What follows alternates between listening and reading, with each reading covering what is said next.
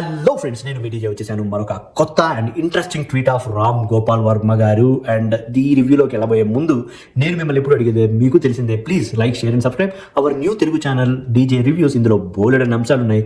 మీరు నన్ను ఎంతగా ఎంకరేజ్ చేస్తే మనం అంతగా రెచ్చిపోతాం అనమాట. ఇక ఈ రివ్యూ విషయానికి వస్తే, రామ్ గోపాల్ వర్మ గారు పెట్టిన ట్వీట్ చాలా అంటే చాలా మందిని ఒక రకంగా గిల్లేసి తొడపాయసం పెట్టేసినంత చిరాకు తెప్పించింది అనమాట. అదే మనం మెగా ఫ్యాన్స్కి అసలు చూస్తేనే చిరాకు పడుతుంది అనమాట.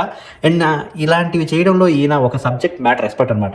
అది కూడా పెట్టేటప్పుడు చాలా భయంతో షార్ట్ కట్స్ యూజ్ చేసి, ఫర్ ఎగ్జాంపుల్ నిన్న ట్వీట్ చూస్తే జీసీ చూసిన తర్వాత పుష్ప 2 డైరెక్టర్ సుకుమార్ గారి కాళ్ళ మీద పడాలి అన్నంత ఫీలింగ్ వచ్చింది అని పెట్టారు. జీసీ అంటేనే గేమ్ చేంజర్, మనందరికీ తెలుసు.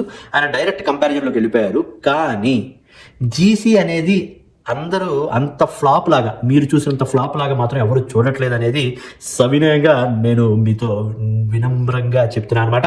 ఎందుకు అంటే, వెన్ కంపేర్డ్ విత్ పుష్ప 2 స్టోరీలో కానీ అండ్ క్వాలిటీ ఆఫ్ క్యారెక్టర్స్లో కానీ మిగతా యాక్షన్లో కానీ రామ్ చరణ్ గారు చించేశారు. There is no doubt about it. నచ్చంది ఏమన్నా ఉంది అంటే డైరెక్షన్ అండ్ స్క్రీన్ ప్లే చాలా అంటే చాలా ఎక్స్పెక్టేషన్స్తో వెళ్ళిన ఫ్యాన్కి, ఒక యావరేజ్ ఫ్యాన్కి డిసప్పాయింట్మెంట్ కూడిందనమాట. ఆ ఒక్క పాయింట్ని అడ్వాంటేజ్గా తీసుకొని అందరూ కొంచెం బాధపడింది కూడా శంకర్ గారు కాకుండా ఇంకెవరైనా బాగా అంటే యాక్టివ్గా చేసుకునే వాళ్ళకి ఇచ్చుంటే కొన్ని కమర్షియల్ ఎలిమెంట్స్ యాడ్ చేసి చక్కగా స్క్రీన్ ప్లే నడిపించేవారు అనేదే అందరి ఫీలింగ్. కానీ మీరు అనుకున్నట్టు అంత తీసివేసే మూవీ ఖచ్చితంగా కానే కాదు అనేది నా స్ట్రాంగ్ ఒపీనియన్.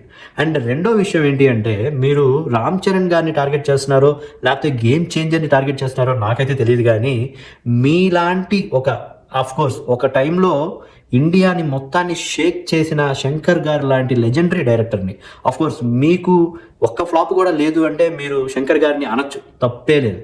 కానీ మనకు ఒక్కసారి బ్యాక్ చూసుకుంటే వ్యూహం దగ్గర నుంచి ఎన్ని ఫ్లాప్లు, అట్లీస్ట్ థియేటర్ కాదు కదా, యూట్యూబ్లో వచ్చినా కూడా చూడలేని సినిమాలు తీసిన ఘనత కదా సార్ మనం.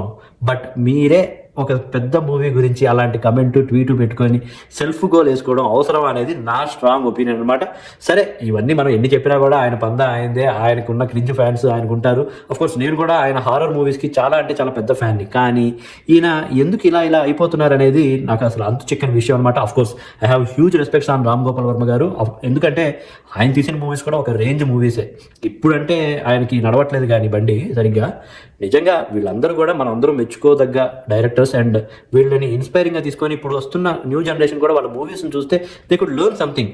అదే మీలో మీరే ఒకే ప్రొఫెషన్లో ఉండి కూడా అలాంటి కమెంట్లు చేసుకుంటే ఐ డోంట్ నో మరి అలాంటిది తెలుగు ఫిల్మ్ ఇండస్ట్రీకి ఏ రకంగా హెల్ప్ చేస్తారనేది నాకైతే తెలియదు. కానీ ఏమో, మేబీ అది హెల్దీ కాంపిటీషన్ అనుకుంటారో అన్హెల్దీ కాంపిటీషన్ అనుకుంటారో. కానీ నేను మాత్రం ఒక తెలుగు ఫిల్మ్ ఇండస్ట్రీ యొక్క బిగ్ ఫ్యాన్.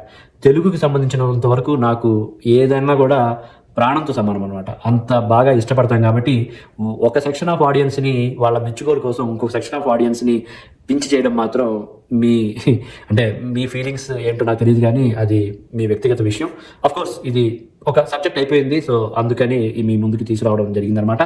ఇక ఇలాంటి updates or movie reviews or ప్రొఫెషనల్గా అంటే పొలిటికల్గా మనకి అంతగా లింక్ లేకపోయినా కొంచెం మనం థాట్ ప్రొవోకింగ్గా ఉన్న వాటిని మీ ముందుకు తీసుకురావడమే నా ముఖ్య ఉద్దేశం అనమాట.